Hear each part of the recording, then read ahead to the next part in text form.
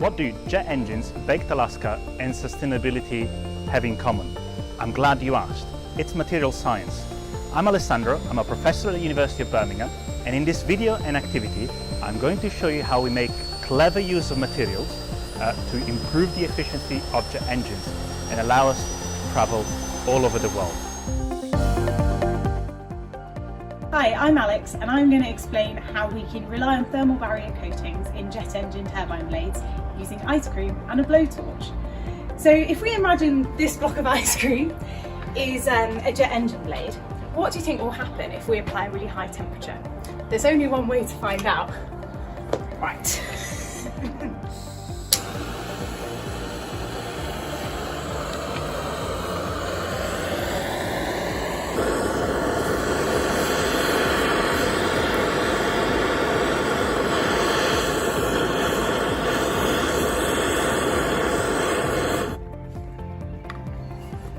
Right, so unsurprisingly, there's not much left of the ice cream.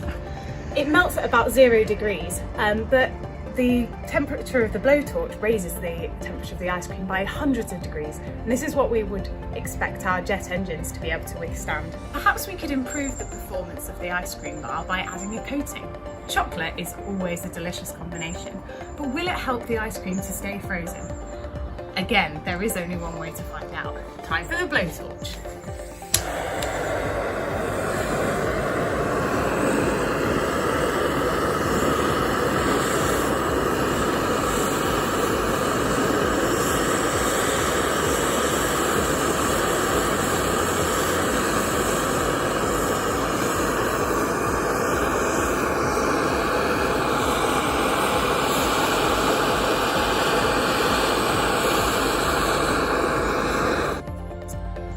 Well, not really going to want to eat that.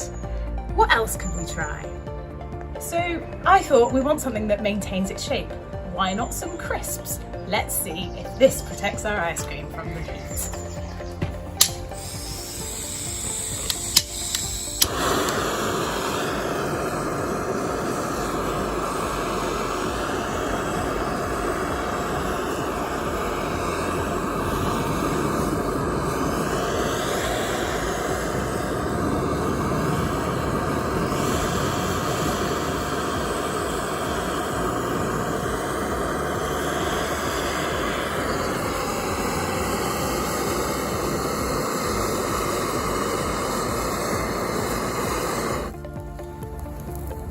Clearly we don't want things to catch on fire.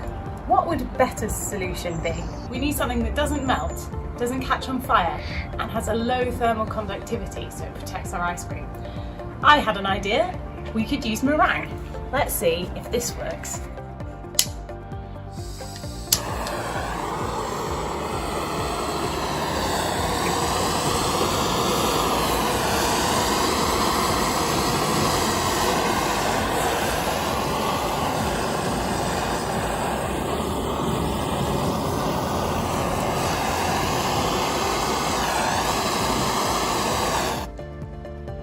That's brilliant, our ice cream hasn't melted and the meringue looks a bit burnt but fairly nicely cooked.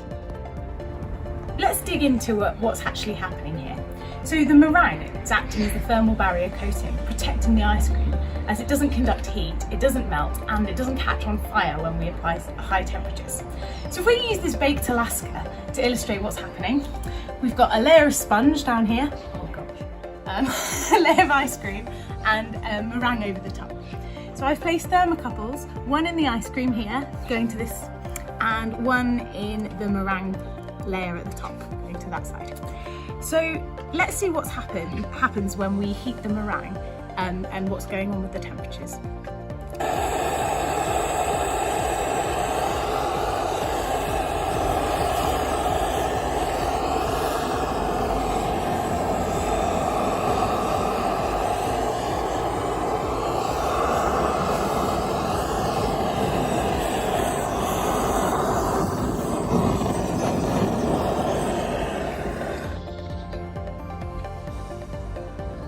So you can see that when we use the blowtorch, the temperature of the meringue goes up to about 180 degrees, whereas the temperature of the ice cream stays constant. And this is because the whipped egg whites are full of little air pockets that isolate the ice cream from the high temperatures of the blowtorch. This is similar to what we do with jet engine blades. In the case of our jet engine blades, obviously we don't use meringue. We use a thin ceramic coating. And this doesn't melt at high temperatures, and it has a really low heat conductivity, so it protects our metal alloy in the centre of the blade. We can't use the ceramics as the whole engine blade because it's really brittle and it would just snap. So in order to allow us to operate these engines at high temperatures, we use a thin layer of ceramic, and using our engines at higher temperatures makes them much more efficient. Enough with the science, now it's time for you to make your own baked Alaska. You can use a blowtorch if you've got one and you're allowed, but an oven will do.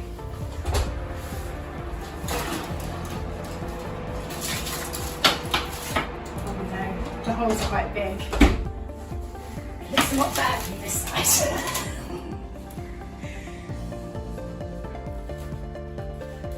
Oh, yeah, it's really frozen. Jet engines have had a massive impact on our society. In 1937, before jet engines were developed, flying to Australia from London would have costed the equivalent of a house. The flying time would have been 12 days. Flying would have involved 30 stops, including a train ride between Paris and Brindisi in the south of Italy. Fast forward to 1959. The Boeing 707 is an airliner powered by 4 jet engines. Flights from the UK to Australia now take just over 30 hours and only 7 stops. And today, improvements in the fuel and efficiency of jet engines mean to fly directly from the UK to Australia with no stops takes just 17 hours. How does this jet engine work? Well, I've got one here. It's entirely the same as that one, except it's got a window so we can look inside. At the front, we've got an impeller that sucks in air and puts it into a combustion chamber.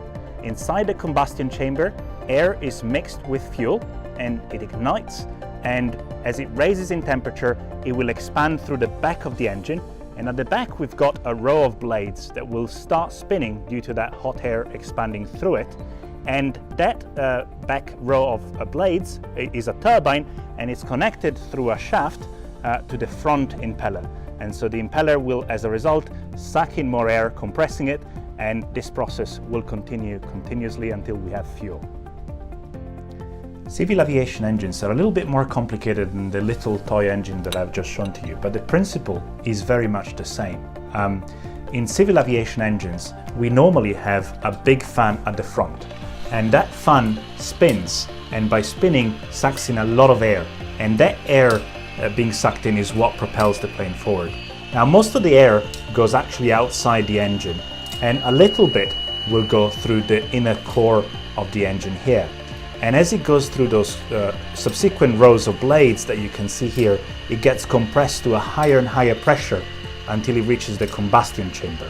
In the combustion chamber, it gets mixed with fuel, it ignites, and it will then expand through the turbine. And again, there are several stages of turbine blades that extract the work out of the gas. And these blades are linked through discs to a shaft, which then drives the front of the engine. So the principle is very much the same. There is just more of it. Thanks to jet engines, flight has become much more efficient over the decades. Not only that, but a land-based version of a jet engine is known as a gas turbine, and that is the most efficient way that we can produce electricity from fossil fuels. I admit it's not ideal, but thanks to gas turbines and gas power stations, we have reduced our reliance on coal. As the blades spin around during operation, they're also subjected to a very high tensile load. Therefore, to make the blades, we need to select a material that has a high tensile strength at high temperature. The best candidate materials are nickel-based superalloys.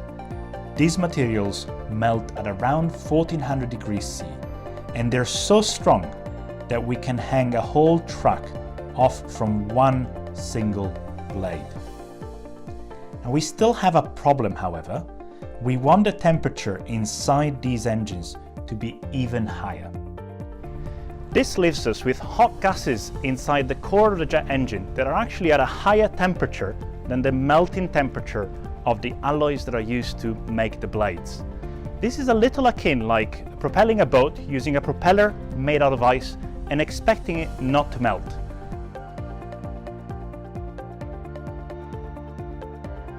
Alex, that was some good baking you did there. Well done. Thank you. So how does this actually relate to your work? Well, my research is all about making jet engines more efficient. So I've always been driven by this idea of trying to improve efficiency in a variety of aspects of our lives. And in jet engines particularly, we've seen how the higher the temperature inside the engine, the more efficient that jet engine can be. And so we do a variety of things to try and improve and increase the temperature inside the jet engines in terms of the materials that we use. So we use material science to try and make alloys that are higher melting temperature. We use cooling channels inside those plates to ensure that they don't melt. And we also coat those plates with a ceramic, exactly the same thing that you do with a baked Alaska, to try and give them that extra bit of temperature capabilities that makes flight more efficient. And so we've seen how efficiency of flight has gone up tenfold, from about 20 liters per passenger per 100 kilometers down to about 2 liters per passenger per 100 kilometers. All this thanks to the materials that we use inside the jet engine. So my background isn't in materials science. I was a nuclear engineer to begin with in my degree, and then I went and worked in the nuclear industry as a mechanical engineer.